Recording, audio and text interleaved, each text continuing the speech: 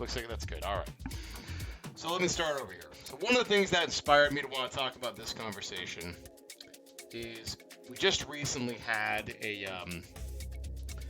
we went ahead and put out a job on Upwork to go ahead and try to hire some developers to go ahead and work on a small line of business application for us. It was basically intended to kind of build a little KPI system for us to kind of measure how our marketing and product and sales sort of performance all kind of correlate together over a long period of time.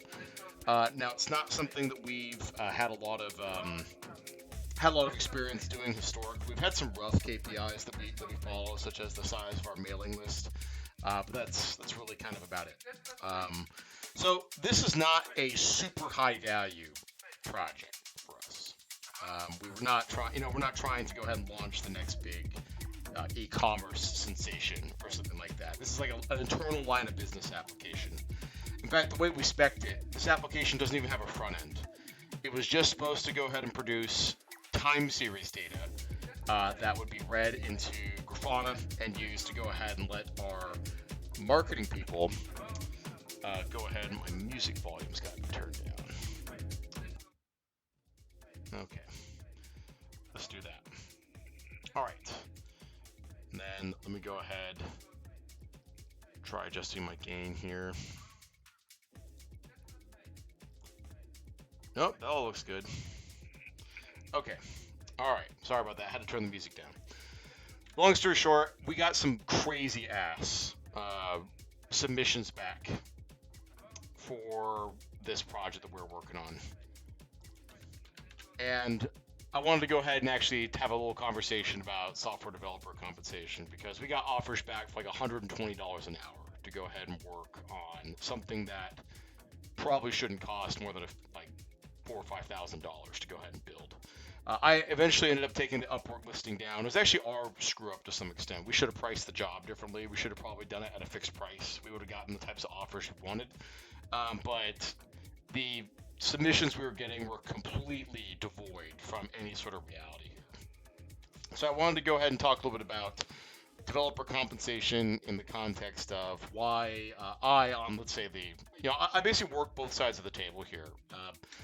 Our company, Petabridge, is in the business of selling support, training, consulting to really large customers. We have a lot of customers in spaces like wealth management, banking, doing automated clearinghouse type stuff, insurance, medicine, transportation, logistics, that type of thing.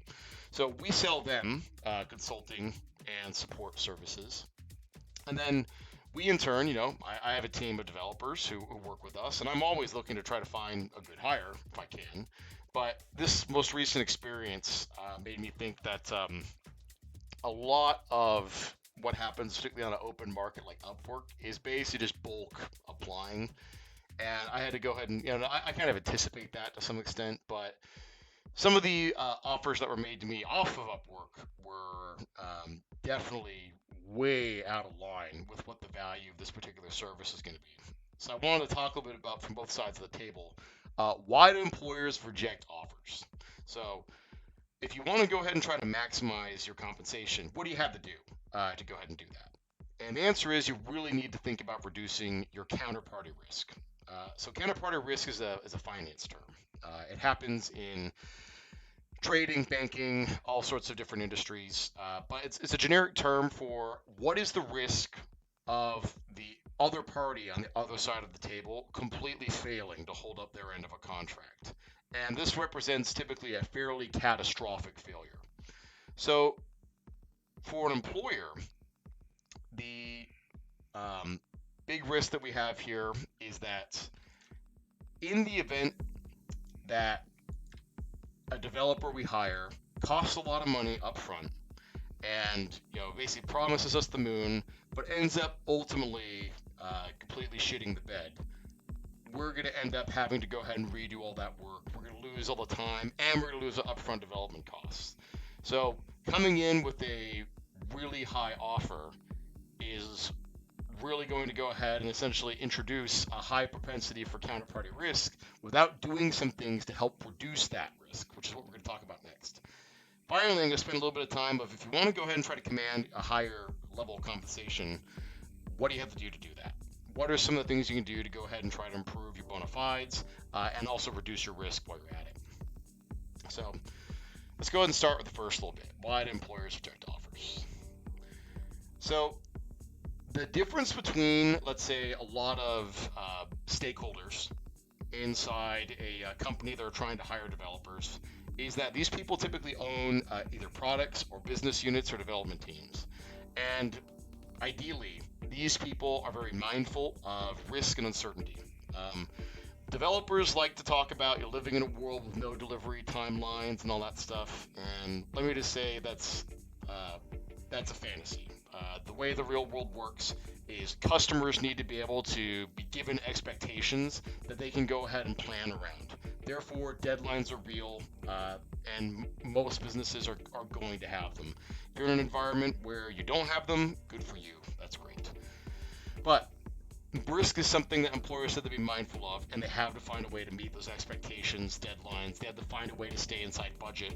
And so those are the parameters that shape the decision making that an employer is going to engage in. So I take a look at, by the way, this applies just as much for full-time hiring as it does for contracting. I take a look at my input costs when I'm thinking about hiring somebody. The first is their compensation. What is the dollar amount I have to pay this person? And by that compensation, also includes some things that are not compensation, such as if I'm hiring a full-time person, I also have payroll taxes on top of that. I have benefits. I have, let's say, licenses and seats I have to buy for that person that basically allow them to be productive inside our company. So there's a compensation. I'm kind of just lumping that all together into one figure right here, but that's like the total cost of ownership of having one person in that chair, given what their offer is on salary and everything else. And the second input cost, and this often gets overlooked, is management overhead. What does it cost to manage this person and help them succeed in their goals? So ideally, an expensive senior developer should require very little management overhead. It's not their first rodeo. They kind of know how to navigate complex pieces of software. They know what questions to ask. They know how to keep meetings short. They don't need a lot of training, that type of stuff. So someone who's more expensive should have an inversely correlated degree of management overhead.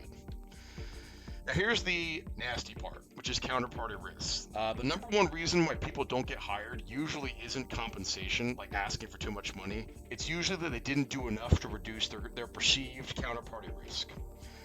So the two big areas in counterparty risk are basically dealing with errors. So the criticality of errors. This means if you screw up, how severe of a screw up is it? One of the famous sayings, I think it's from Andy Grove, one of the founders of Intel, is keep your mistakes small. That applies to individual software developers as well. You know, breaking the build and having the CI system not be able to deploy, not the end of the world. That's probably all right. You're going to get away with that. Successfully rolling out an update to production that completely annihilates the e-commerce system and creates an actual live business stoppage that impacts users, you have created a massive liability for your employer when you do that. Developers who are typically really, really good at their job, and every now and then in their career they make one giant error, you're probably going to be all right. That's probably going to be okay. They're probably going to end up saying, okay, this is someone who's done a lot of great work for us over the years, doesn't make mistakes very often, but this one time there was a weakness in our business process around how we do deployments that allow this to happen. We're going to go ahead and have that developer work with our DevOps team to improve it, and we'll get around it. So even making a critical mistake every now and then is not the end of the world. However, developers who frequently make critical mistakes need to be fired. They have to be thrown out of the organization because you can't trust the quality of what they do. There's something deficient in the way they are doing their job. So people who tend to go ahead and make, let's say, like pretty frequent big mistakes are going to be shown the door, and they should be shown the door. It's the right thing for the employer to do. And this brings us to the last bit down here, which is the do-over cost. If I bring someone in off the street to do some work for us, and they are a screw-up, or they're not able to deliver it, or there's some other, let's say, failure risk involved. Maybe they lied on their resume and they actually don't know how to do it. They said they did. We have to fire that person. We have to go ahead and do it over, and that's going to go ahead and cause us to go and retask a bunch of other resources. We're probably going to have to throw their code away. We're going to lose a lot of time, and this might destroy our budget and deadline expectations we've set with people. That's a gigantic failure. And this is what employers really want to avoid, is having to do cost, because it would be cheaper for us just to build it ourselves in the first place with the resources we already have than hire someone else to go and do this. So that's what employers like me are really mindful of, is all of these inputs and their risks. This is like the cost column right here. Now on the output side, in terms of how we assess risk, we have to take a look at the rewards. What's the present value of the software output? So if a developer successfully does their job, and let's say the quality of work isn't necessarily superb, but it meets the goals. What's the present value of this software? What business value measured in dollars is it going to produce today? Next, we have the future value of the software output. It's a good example. If I hire a developer to go ahead and build, let's say, a totally new product for us that we've never put in front of a customer before, the present value of that software output is probably going to be pretty low, because there's a lot of uncertainty around the market, and none of that is inside the developer's control. So the factor I'm going to go ahead and adjust in my mental formula for hire or no hire here, I'm going to go ahead and adjust the future value of that software output, which is, we've done our market research. We have a rough idea of how big this market's going to be. We have a rough idea of what it's going to cost to go ahead and adopt customers to use this platform. We know there's going to be a lot of stuff we don't know about how well this is going to perform once it first gets introduced to the market, but we're going to do our best, right? So that's going to be one of the things we're going to go ahead and try to address as part of this. Finally, there's also the benefit of skill development for the software developer.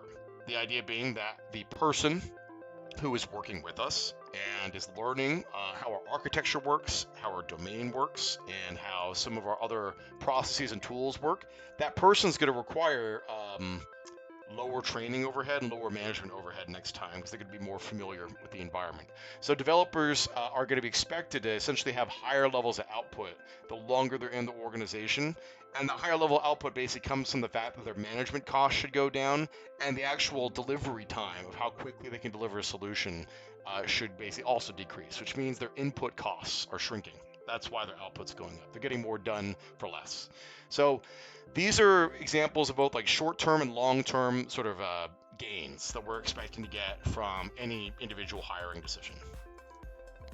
So the formula that I've basically put together for this, and by the way, I'm not a mathematician, I'm not a scientist, so I'll probably get laughed at for this. But this is my risk-reward ratio that I do in my head for whether or not any individual hiring decision is worthwhile.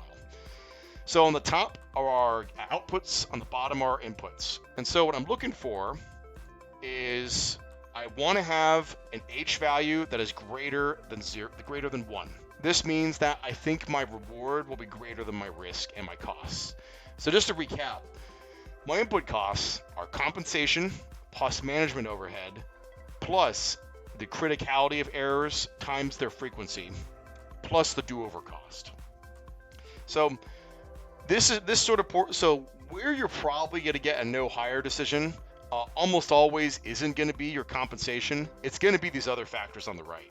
If I'm very convinced that you don't require much management overhead and your likelihood of producing a total disaster that has to be redone by our team is fairly low, I'm probably going to be happier paying you more than taking a total risk on somebody who is not a proven quantity in my eyes here. So essentially the area we want to really go ahead and try to work on for our purposes of this conversation tonight is reducing these factors. That's what you want to work on. That way you can keep this factor nice and high, and that's what you want. That's what matters to you as a developer. Now, on the output side, you basically don't really have a lot of control over as a developer over what the present value of the software is. The only way you can really affect that is by, from an architectural point of view, being able to go ahead and make sure you deliver a solution to market relatively quickly that has the ability to be changed rapidly on the fly. By doing that, you can actually go ahead and improve the both current value and the future value of that system as iteration cost becomes cheaper and it becomes easier to go ahead and deploy the next version of the software. So that's something else you can go ahead and do. Plus, skilling up is always good. You can always go ahead and do that. So this is the risk formula. And like I said, where developers usually don't get the hire decision from me is that they come in with a high asking price, wanting 100 plus bucks an hour, and they've done nothing to reduce risk. So I take a look at it and I just immediately throw those in the discard pile, where it's like, this looks like a great way for me to burn a pile of cash really fast. So, like I said, when you do things to reduce risk, I'm totally open to it. I'm open to going and working with people I trust. I'm working with people who build a credible case why they should be paid what they're paid. But if you don't do anything to reduce risk, you can't make that case. Next reason why I don't hire. When I put a job description or let's say a job up on Upwork or whatever, if you bulk applied to it or an agency applied on your behalf, that goes in the discard pile immediately. Because it means the data I'm getting back from you, from our screening questions and everything else that we intentionally put there to try to learn more about our applicants, it means that data is worthless. So I am getting I'm getting all noise and no signal. So that's the first reason why I'd probably go ahead and throw a lot of that data out. The other reason is someone who's going to go ahead and just blow through job applications without necessarily stopping to go ahead and ask questions or be curious about what we're doing or really read the prompts, that tends to indicate this person's going to require a lot of management overhead. I'm going to have to spend a lot of time drafting specifications. They're going to have to be more detailed than they would be for maybe someone who might be a little bit more experienced. I'm going to have to spend a lot of time reviewing the quality of their work. And by the way, the worst thing you can do for me specifically is drive up my management costs. I'm spread pretty thin on all the things we have to do at our business all the time anyway.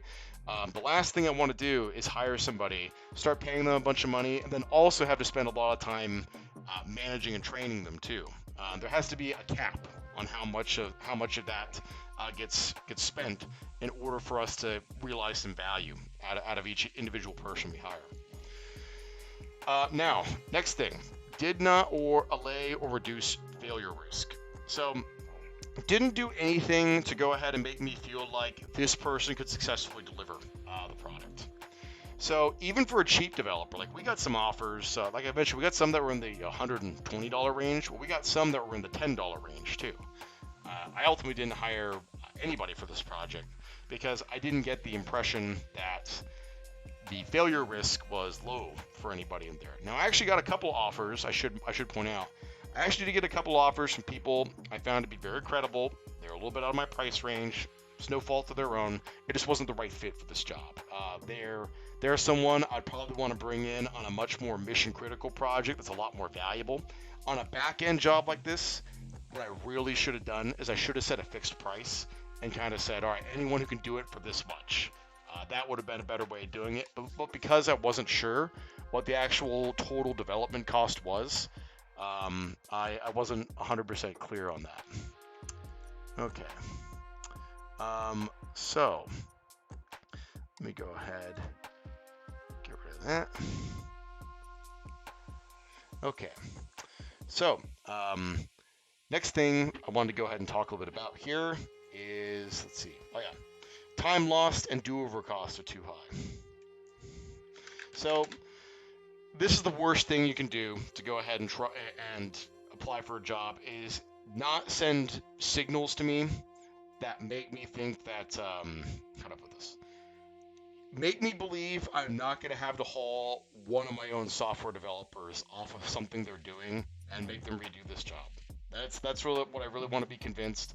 I can't tell you the number of projects I've been in where I spent a lot of money on somebody who had very impressive bona fides, but ultimately wasn't able to cut the mustard, and I ended up having to either work late and make back the money I personally lost, and also still do the work myself.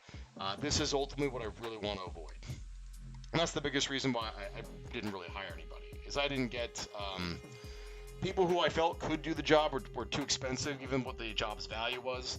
The people who were bidding at sort of the right price range didn't really allay or reduce failure risk. So let's go ahead and talk about what we can do to reduce the employer's counterparty risk. If you want to get the job offers, you want to go ahead and get the maximum possible compensation, this is what you have to focus on. So, the first thing you should do to reduce your risk is screen for jobs you actually want to do. Don't bulk apply for stuff. Go ahead and be selective and look at jobs that are either going to help you upskill, meaning they take something you're already interested in doing and are already passionate about, and will help you go deeper on it than you are right now. That's a great type of job to look for. And go ahead and assume when you interact with, let's say, the job listing on Upwork, or maybe you're applying for a full-time job through a site like Indeed or something like that, go ahead and assume that your comments will eventually make their way to someone with detailed domain knowledge. Now, even if, let's say, there's a technical recruiter sitting between you and the hiring manager, I guarantee you, if you ask some thoughtful questions and say, hey, have you considered doing this? Or I've worked on this type of system before and I'm really passionate about solving some of these problems. You don't have to write, an essay on this stuff. But sending a signal that you are someone who's got a special interest in this particular position or this project will very quickly separate you from the rest of the pack. That's a very helpful thing you can do. You'll also spend a lot less time churning through potential jobs, by the way. I would say focus on the ones you think you will be successful at doing and the ones you actually really want to do for the sake of, let's say, the job's details itself. Now, I know there's a lot of jobs out there that you might do just because it pays well, and you just kind of need the cash. That's fine too. In that case, I would recommend sticking to jobs where you have sufficient domain expertise to deliver a solution quickly. This is another way of reducing your risk. So I'll give you an example. We hired a developer on Upwork maybe might have been 2 or 3 years ago. It was a DevOps developer who was really specialized on technologies that I don't know anything about, like Puppet and Salt and Terraform. And we needed someone who could go ahead and basically help us programmatically synthesize new TeamCity build agent images on Windows Azure. Because we were running into problems with all the new versions of .NET Core coming out, where those images were frequently out of date or broken by underlying changes to the way the VM runtime worked and yada yada yada.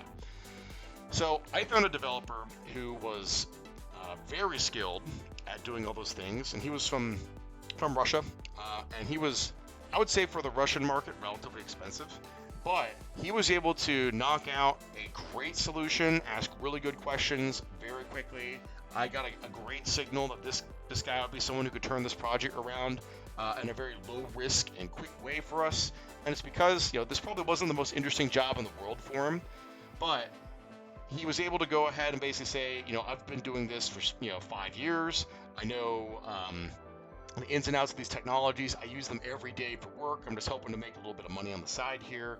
And so he got the job. I actually ended up using him twice for 2 jobs. Now, we actually use Azure pipelines now, so I haven't needed to use that script he wrote in quite a while, but solved a great problem for us and was well worth the money. So by sticking with sort of exactly what your wheelhouse is and being very level-headed about what you promise, I promise that'll go a lot further, because ultimately the hiring manager is going to be able to see if you're bullshitting them or not. So I would strongly recommend don't overpromise on anything you do to go ahead and when you communicate with a potential hirer. Next, like I mentioned here, stick to your strengths in your resume and profile. Don't list every technology you've ever worked with, because it becomes impossible for me to sort out what you're actually good at. So for instance, I've been, over the course of my career, I've done a lot of work with ASP.NET MVC. I did a lot of work with Apache Cassandra. I did a lot of work with C++. I've done work with Visual Basic and ASP, the ASP MVC and ASP Classic. I don't list most of that stuff in my resume because for the past 5 or 6 years, I've touched relatively little of that. And so I don't want to mislead someone who might come and hire us by saying, oh yeah, I'm an ASP.NET Core developer, even though all I've really used it for is building a couple demo applications. I don't really have that deep domain knowledge to be able to claim that. And also, this is doubly true. Back 7 years ago, I could definitely claim that I was a fairly robust front-end developer. My front-end skills are totally atrophied. I haven't learned anything new since Knockout JS in that department. I would never put that in my resume. So what I would put is what I'm good at. I'm really good at Akka.NET. I'm good at dealing with concurrency problems. I'm really good at dealing with sockets. I know how to work with all sorts of high performance sort of C# constructs, and I'm pretty good at project management, architecture, and that type of thing. So sticking to your strengths in your resume and your profile will ultimately help give a clearer signal to developers of where do you fit in the organization. Because not everybody, some developers, some organizations want a one-size-fits-all developer who can be a Swiss Army knife and fit into lots of different positions. But some companies are looking for developers who are going to fit into a very sort of specific skilled position. So I would recommend playing to your strengths. Now, if you do a lot of work in front end and ASP.NET and SignalR, and you're doing, let's say, I don't know, Azure stuff behind the scenes, then you should definitely list all that. But I see resumes where people are listing, Magento, Perl, Python, Ruby, blah, blah, blah. And it's like, these are all completely different, these are all completely different stacks. I don't believe you when you say that you have, let's say, production level qualifications and all these. Just because you used Ruby on a project 4 years ago doesn't mean you're still current with it. So stick to your strengths in your resume and your profile. I guarantee you that'll help you stand out more. And by the way, when you actually get put through a technical screen, you'll be much better prepared to sail through that successfully, as long as you've been very clear about where your strengths are in your profile. Now, the next things you can do to reduce your risk. Before you even get to the job application stage, this is something you should be constantly working on in terms of investing in yourself. So a piece of advice I've been giving to some developers who basically have entered software as kind of like a second career, so they didn't get a degree in it. And by the way, most software developers don't have one, so don't even worry about that. Most of them, if they do have a college degree, is usually in something else. My younger brother is a fantastic, very skilled programmer. He has a history degree, So don't worry about not having a computer science degree. No one cares.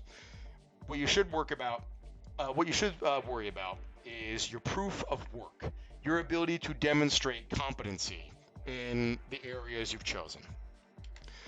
So I sincerely believe the best way of doing this is to maintain an active GitHub profile. There's no better substitute than this. I can see what types of things you're interested in as an employer. I can see what sorts of things you contribute, what types of work you do. I can go ahead and see whether or not you're able to go ahead and contribute to someone else's project or maintain your own.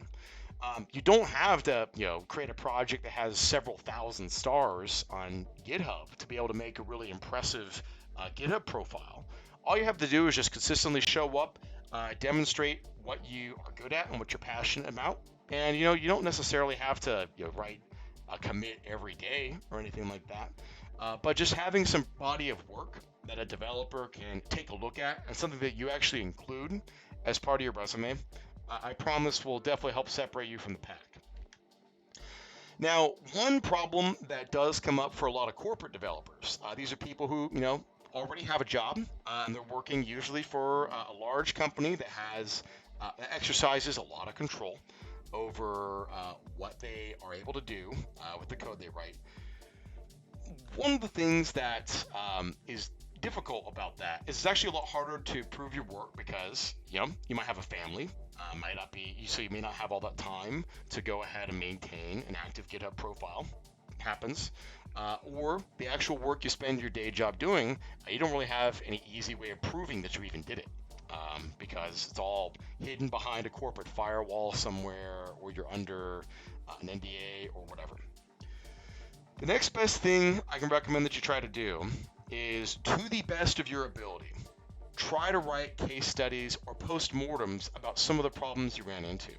Now you can anonymize some of the details if you wish, or blog about it years later and go ahead and, try to put this up on your blog.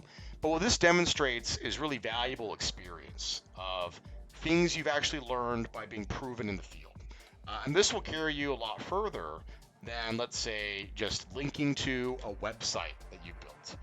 I've had people link me to websites that I know, a major firm like Accenture built, and Accenture is not in their, bio at all. So I know that's bullshit when I'm looking at it. So the linking to websites you've built, I understand the attraction there as a proof of work. Only do that if you can prove that you did it.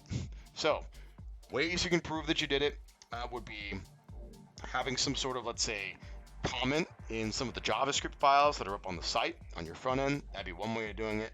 If it's a website you fully own and operate, go ahead and list yourself on the team page. You have full control over it, so go ahead and do that. Or the other way you could potentially do it is introduce, if you get this far in the hiring process, go ahead and introduce the people you built the site for to your prospective hirer. This is more appropriate for things like Upwork, for instance, where you're actually trying to apply for like a contracting job. But I've had people lie about all sorts of crap on their resumes before, including their level of education, including their, past compensation, and things that were fairly easy to go ahead and verify. So people will lie about incredible stuff. And as a result, this linking to websites they built signal I find is fairly weak compared to these other ones, because I can't necessarily correlate your identity with what I'm seeing on the browser. Not to mention, if it's a big enough system, I have no idea what your hand in it was. Maybe you were the official emoji artist for this website or something. I have no idea. So I would be a little cautious about recommending that. You're better off, in this case, if you worked on, let's say, a really big software project, you might be better off going down the proof of knowledge route. Maintain a blog or a YouTube channel and talk a bit about what your experience has been on some of these big projects. So go ahead and talk a bit about what you learned while you're working on that website, or talk a bit about things you learned not to do, or maybe you compared multiple frameworks or multiple databases to each other as part of like an evaluation process for deciding what you're going to use in a new project there. All that experience is really helpful and demonstrates a degree of, let's say, thoughtfulness that helps reduce risk. It helps sort of establish your ability to reason about trade-offs, which is something that very few developers, in my experience, do very well. So being able to go ahead and basically even have that conversation with yourself on a YouTube channel or on a blog helps demonstrate a level of, let's say, reasoning and a curiosity about what you're working on that'll help reduce your risk profile. Being active on technical social media, I think, is another good one. So obviously, I've got a brand new Twitch stream here with open source production values. We're going to work on improving that. But being active on technical social media is another good way to kind of go ahead and establish your knowledge. One thing I've recently seen a lot of people doing on .NET Twitter, for instance, is a number of different developers tweeting out little images showing like a C# blurb and then showing some performance numbers demonstrating that this was more performant than that, etc. So that's also pretty useful, being able to go ahead and do some of that behind the scenes. That helps demonstrate that that you've got basically a grasp on what's going on inside your ecosystem and work you're trying to do. However, proof of knowledge is a much weaker way of de-risking than proof of work is. So being able to show something you've done is always more convincing than talking about what you did. So that's why I strongly urge people to work on proof of work, and I particularly urge it for people who are early in their careers. So building up a really nice GitHub profile where you demonstrate sort of where your interests are and what you're learning how to do, I think will get you a lot further than maintaining, let's say, an active Twitter account will necessarily. Although you can do both. I personally, from my point of view, I maintain Petabridge's YouTube channel. I'm about to launch a personal one for myself. I maintain the Petabridge blog and my personal one, and I'm also pretty active on technical social media. But I also, my body of work is overwhelmingly, it's all out on GitHub. One of the other ways I guess you could do proof of knowledge is also appearing on other people's podcasts and tech conferences, that sort of thing. But if you're not someone who's all that comfortable getting in front of a crowd, that might be a little intimidating. So you might be better off using a long form medium like a blog, for instance. That might be a better way to go. Now, the last thing you can do to try to go ahead and reduce your counterparty risk to an employer is social proof. And social proof, by the way, will get you pretty far. This is otherwise known as going through the back door for a job rather than going through the front door. So one thing you can do to offer some social proof, so if you have to go through the front door, one thing you can do is offer, excuse me, one thing you can do is offer what's called a blind referral. This means there's a mechanism by which you can do this on LinkedIn. I don't remember how to do it, but long story short, you can allow me to go ahead and look through your contacts on LinkedIn, find other people who worked at places you worked, and I can go ahead and I get to pick who I contact to those organizations to ask about whether they would positively or negatively refer you or not. That's much more powerful than you giving me people I can talk to, because I know you've pre-screened people that are going to give you a good referral. Finding someone randomly in a previous company you worked with who gives me a good referral says, okay, this developer must have been pretty good at what they did. All right, perfect. That's fantastic. However, the strongest way to leverage social proof is applying for jobs through your friends and colleagues. At my last company before Petabridge, my absolute two best hires were, actually my three best hires, were all engineers who had worked with someone else who I trusted. And so I ended up with, let's say, a very capable cloud architect. I ended up with a really good front-end developer and a really good back-end developer out of that. So applying for jobs through your friends and colleagues will get you really far. Now, if you're asking yourself, it's like, well, I'm just getting started, I'm relatively new, or maybe I don't have a lot of colleagues in my industry for whatever reason. What can I do to go ahead and get some? This is a great argument for getting involved with your local meetup groups for whatever technology you're interested in, whether it's .NET or Unity 3D or Python or whatever. That's a good way to go ahead and meet other people who are similarly passionate and are in your area and might know other folks who are hiring. And by the way, show up at those meetings not necessarily just for networking, but because you actually want to learn what other people are talking about there. I had a chance to do this in Los Angeles when I used to live there and when I was in my early 20s. And it was completely life-changing for me. I ultimately ended up meeting all the people who would help me raise money for my first company and would ultimately come to work for me. So I can't recommend strongly enough trying to go ahead and build a social network of people who can recognize your value. And if you're early in your career, the best thing you can do to improve your value is to go ahead and be curious and to take some risks and try to go ahead, oops, hit the wrong button. Try to go ahead and improve your bona fides. So this is where the whole area of like skill development really kind of comes into play here. I find overwhelmingly that most, let's say, technical YouTube channels or people who kind of talk about coaching and getting interviews for technical jobs, they tend to really heavily emphasize the technical stuff. Now, my take is a little different. I think that it is always very useful to learn new programming skills, to go ahead and build up your muscle in terms of being able to manage issues and do triage on, let's say, like an open source project, for instance.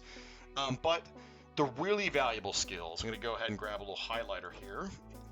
The really valuable skills are technical risk management, writing, being able to communicate with non-technical stakeholders.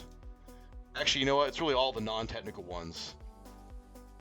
These ones and these ones are the ones that I believe are the most valuable. Now, why do I say that? Well, we've talked about in this conversation from a hiring point of view, lowering risk is where we want to go. We want to go ahead and try to reduce our prospective employers' fear that they might have to do over our work. That's what we're trying to avoid. So, how can we strengthen our background and be someone who can confidently communicate with them in a way that'll help them reduce their perceived risk, particularly if we're applying for a job through the front door? Well, technical risk management is one of the strongest things you can bone up on in order to do that. I would recommend doing this 1,000,000 times over learning a new programming language. And here's why. Technical risk management is all about reasoning about trade-offs in a technical context. And these come up in these technical risks show up in lots of different ways. So I'll go ahead and give you an example that I was just dealing with today, in fact. So one technical risk we're evaluating on Akka.net, which is my open source project that I maintain, is we're looking at updating our serialization format for how we persist certain types of data objects. And we're doing this in order to actually reduce future technical risk.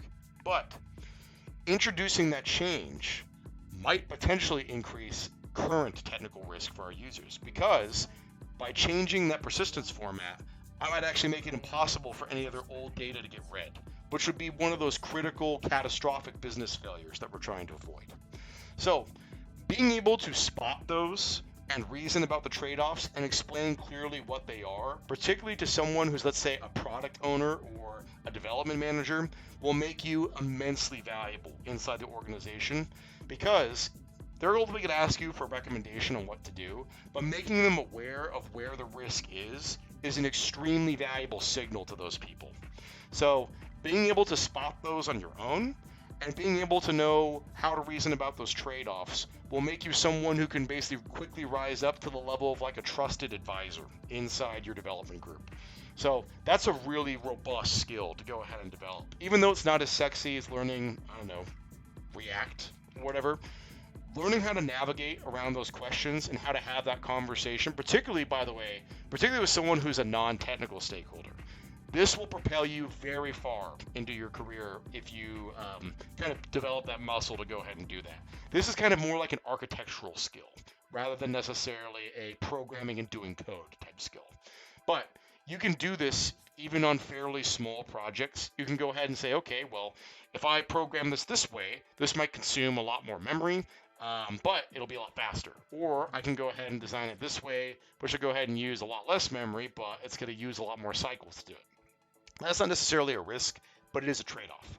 So learning how to spot technical risks and talk about those is useful, and you can only do that, by the way, by getting engaged in big enough projects where users are going to assume some risk as a result of adopting new changes. Learning how to read others' code.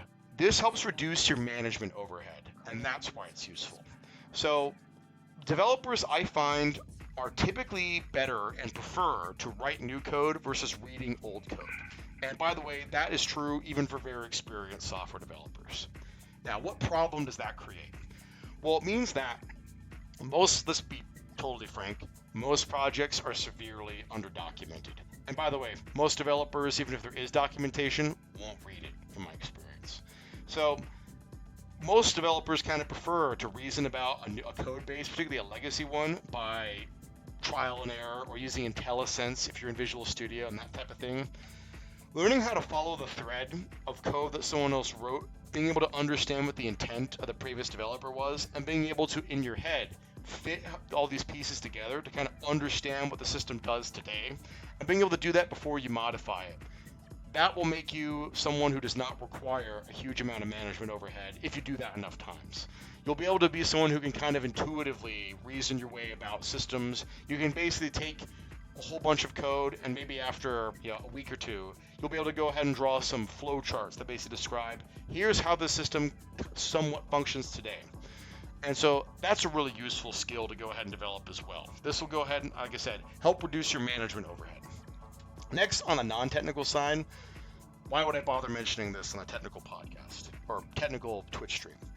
Well, these non-technical skills like writing and being able to communicate with non-technical stakeholders help communicate what you do and don't understand about the domain and about where the risks might be in the system.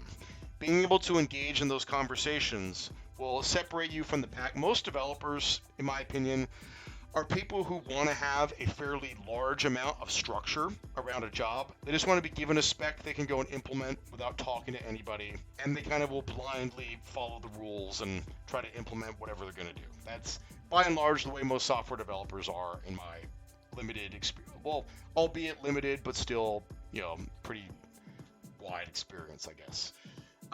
A developer who takes the time to pause and say, well, if your business is trying to accomplish this, why are you doing it this way? And that's the reasoning about business domains part down here. And that's someone who can maybe help the business stakeholders and the other people who control a lot of the, let's say the budget and the product management and that type of thing. You can help use that to go ahead and sell them on your ability to go ahead and be a real partner in the development of this project. Because you're actually like trying to learn, why am I coding this stuff? Not what to code, but what is the code doing and what's the business value it's trying to generate. This will help you go ahead and improve those outputs potentially inside your system. Finally, being able to go ahead and manage a project. So being able to go ahead and put together, let's say, a sprint on an open source project where you are the only contributor to it. There's still value in doing that because it helps you understand how to go and sequence work together and which pieces follow what dependency and how you should go ahead and get organized in order to deliver features or bug fixes relatively quickly. Very valuable skill, reduces your management overhead. Even if you're not somebody who plans on managing a team of developers, knowing how to organize your own work will make you valuable.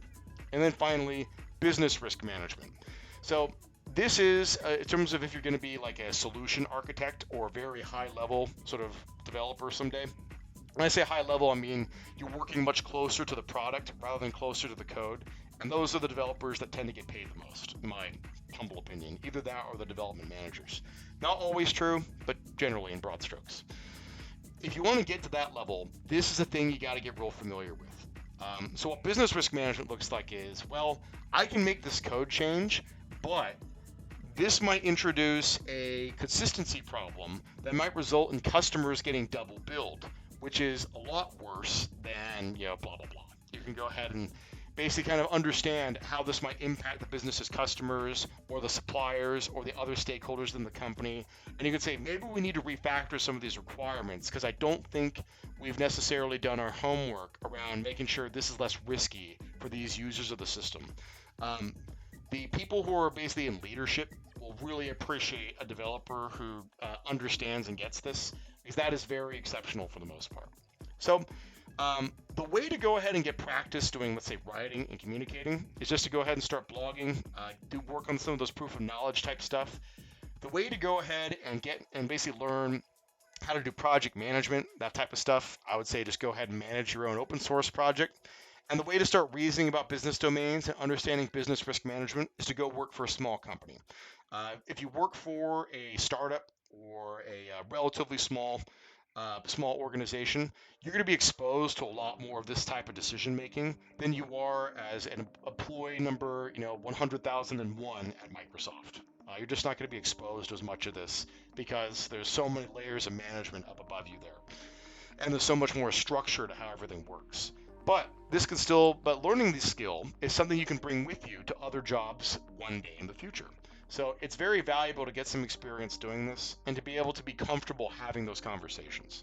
Finally, for all this stuff, the only real way to learn is to learn by doing. So if you want to learn how to read other people's code or how to manage technical risk, best way to do that is to get involved in a more mature open source project and do it because you're either passionate about that project's mission or because you use it yourself and you want to learn how to modify it to make it do something else, or actually start using it inside maybe your own little side project. So that's my spiel on developer salaries and how to ultimately try to improve your value, try to make sure you get more offers accepted. There's some more sort of bits we could go through potentially on how to go ahead and, let's say, reduce the risk on a specific contract if you want, but I'll go ahead and save that for another stream.